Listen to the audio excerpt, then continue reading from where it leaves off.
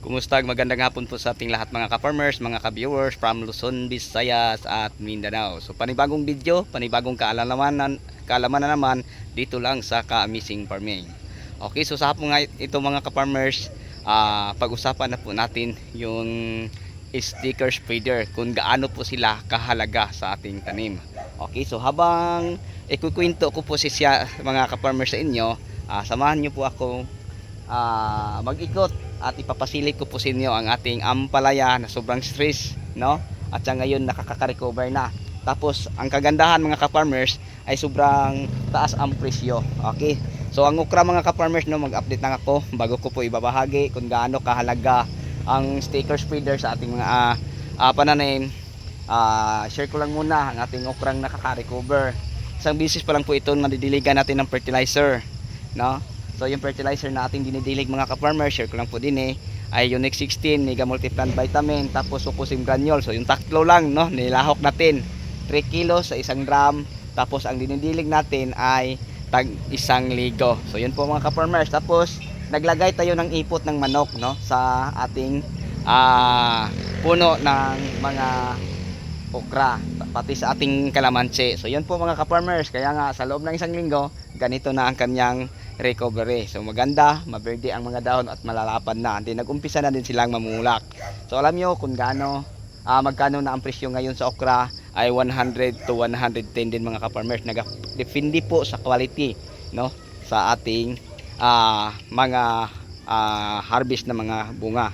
Okay, sa ating ampalaya mga ka-farmers, ito ganito na sila, ha. Ganito na siya kagandang tingnan. So dilaw na ang dahon sa gilid, pero sobrang daming bunga sa ilalim mga ka-farmers, no? Sobrang daming bunga. Okay, so bago ko po i-share sa inyo kung gaano kahalaga ang sticker spreader na ating gagamitin sa ating mga pananim, pasyan muna tayo mga ka-farmers habang magkwentuhan. So samahan nyo ako. Ayan. Ganito na mga ka-farmers, oh. Ayan. Kahapon pa natin ito pinipitasan. So siguro sa susunod, alam natin maka 1 tonelada na po tayo din So alam nyo ba mga ka-farmers kung magkano ang kilo sa ampalaya ngayon? Good news, parang natuwa ako kasi pumalo na po sa tag 200 per kilo. Alam nyo ba kung bakit mga ka-farmers? Kasi ang ating ampalaya ay yun lang ang nakaka-recover sa bagyong Yuan yung time na nalasa din So sobrang daming bunga hanggang dulo. Tapos ito mga ka-farmers, ito ang talbos nila naputol, tingnan nyo. Yan, naputol mga ka-farmers dahil sa bagyo po. Naputol ang talbos. Yan, nagsuloy sila ngayon tapos nagbunga ng marami. Kaya nga nakakatuwa na pong tingnan mga ka-farmers. Ayan, maraming bunga, no? So simitin natin sa pag-harvest natin sa sunod. Sobrang dami na to, kaya 1 tonelada. Hindi lang mga ka-farmers, mga ka-viewers, ang ating ampalaya, pati na rin ang ating talong. Marami na tayong mapipitas mga ka-farmers. Tapos aabot pa tayo sa magandang presyo. Sa talong naman mga ka-farmers, hindi nagbago. Kahapon nagbagsak tayo ng talong ay 150 po per kilo. Tapos sa upo, tag 300 to 400 po ang bundle. Ayan.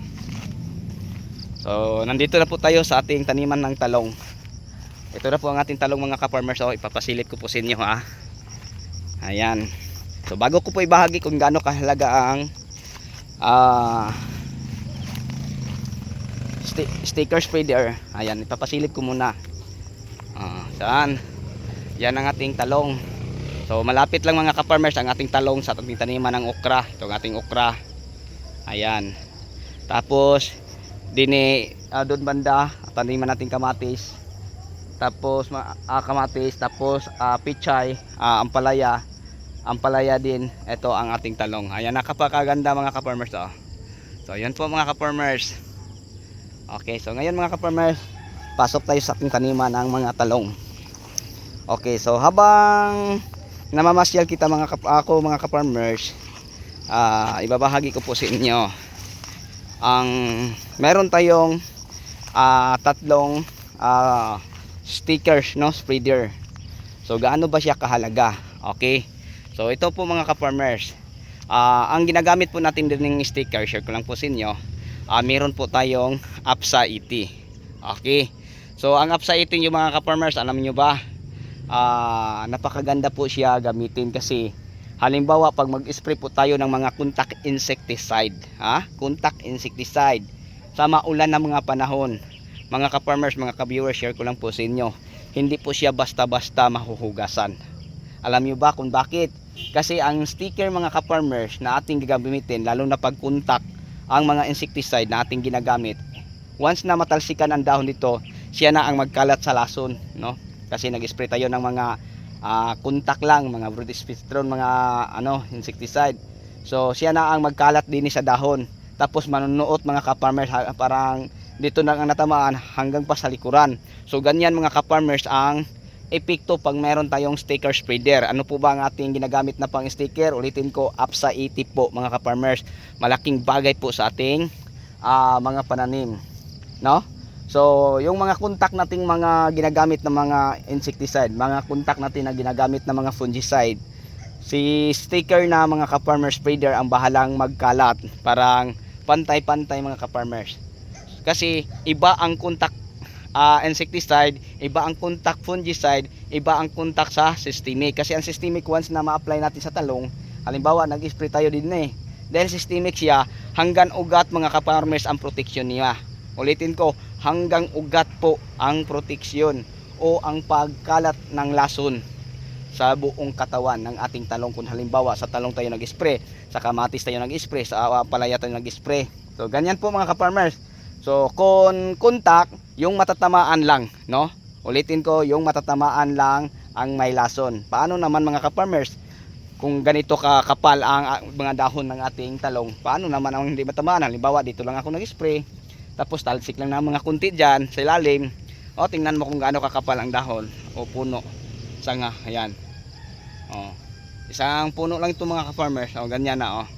Tapos hanggang liig na ang tangkan, o. O. So napakahirap po, mga ka-farmers.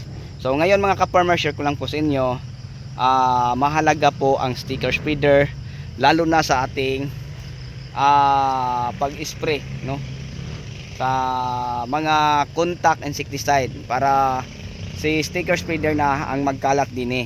So kung ito lang ang matatamaan, ikakalat niya ang lason sa buong dahon, tapos manunuot pa hanggang ilalim, mga ka-farmers, ang epekto niya. Okay, so yun, ganyan kagaling, mga ka-farmers, pag mayroon tayong ginagamit na sticker spreader. So ang tama po, mga ka-farmers, sa contact, para lang po siya systemic. Tapos kung halimbawa ay umulan, safe na safe po ang lason na meron o available sa contact insecticide natin ginagamit, nga nalagyan natin ng sticker. So ulitin ko, mga ka-farmers, mahalaga po ang mga sticker spreader na ating gagamitin, lalo na sa maulan na panahon, para po ang mga insecticide natin, halimbawa nag-spray tayo, contact lang ang ating ginagamit na insecticide, tapos umulan, so hindi po siya basta-basta mahuhugasan. Hindi siya basta-basta mahuhugasan kasi kumakapit po siya. Tapos kung mag-spray tayo, hindi na ulanan, halimbawa nag-spray sa umaga din hanggang hapon, so maganda po ang kalabasan, mga ka-farmers. Kung sa tingin mo, okay, kasi inaatake ng mga fisting insekto ang tanim mo. So kung sa tingin mo, target mo mga 80% siguro ang siguro sa mga insekto na umaatake, so yan makukuha mo dahil sa tulong po ng sticker, no? So palakasin po, mga ka-farmers, ang performance kahit contact lang ang mga insecticide, contact lang ang mga fungicide na inyong ginagamit. Palakasin po, mga ka-farmers, ang lason at saka ang resulta. So yun po ang kagandahan kung merong sticker spreader, mga ka-farmers, na ating gagamitin. So ngayon, babanggitin ko pa kung ano po ang mga iba pang mga sticker, kagaya ng Hustic, produkto siya dati, mga ka-farmers, no, sa Bayer Company. Tapos ngayon parang nasa naman, ka-farmers, FMC, no, iba na ang naghawak. Okay, so Hustic, yun po ang murang sticker. Pangalawa, mga ka-farmers, yung APSA 80. Okay, so ang ginagamit natin din, mga ka-farmers, APSA 80, produkto po siya sa Amway Philippines, ang APSA 80, mga ka-farmers. Ayan. Tapos, mga ka-farmers, ang pangatlo, yung produkto sa Biostad. So yun po, mga ka-farmers, ang mga sticker na pwede natin gagamitin para hindi masayang ang ating mga ini-spray, herbicide man, mga ka-farmers, kahit contact herbicide lang, Ito, contact herbicide lang mga ka-farmers. Hindi pa sila natapos nag-spray, inuulan na. So dahil may sticker siya mga ka-farmers, kita natin, oh, pangatlong araw pa ngayon, patay na ang damo mga ka-farmers, oh. Yan, patay na ang damo. Oh, so malaking bagay pag merong sticker mga ka-farmers spreader. Kasi hindi basta-basta mahuhugasan po once na dumikit sa dahon, no? So ganyan mga ka-farmers, mga ka-viewers, ang may share at may bahagi ko po sa inyo. Okay, so ulitin ko, from Luzon, Visayas at Mindanao, gaano ba kahalaga ang sticker spreader sa ating mga pananim? Yes, ganyan kahalaga mga ka-farmers, kasi hindi basta-basta mabanlawan sa tubig ulan ang ating tanim. Okay, sana may natutunan po kayo sa ating mga short video na ating ginagawa mga ka-farmers. Okay, so lahat ng mga mahiligin sa ganitong usapin, paki-share na lang po sa ating live video. Okay, tapos lalo na sa mga baguhan, paki-hampas na po ang ating notification para updated tayo sa mga next video na i-upload natin din. Okay, so hanggang dito na lang. Ako na po magpapaalam. Bye bye.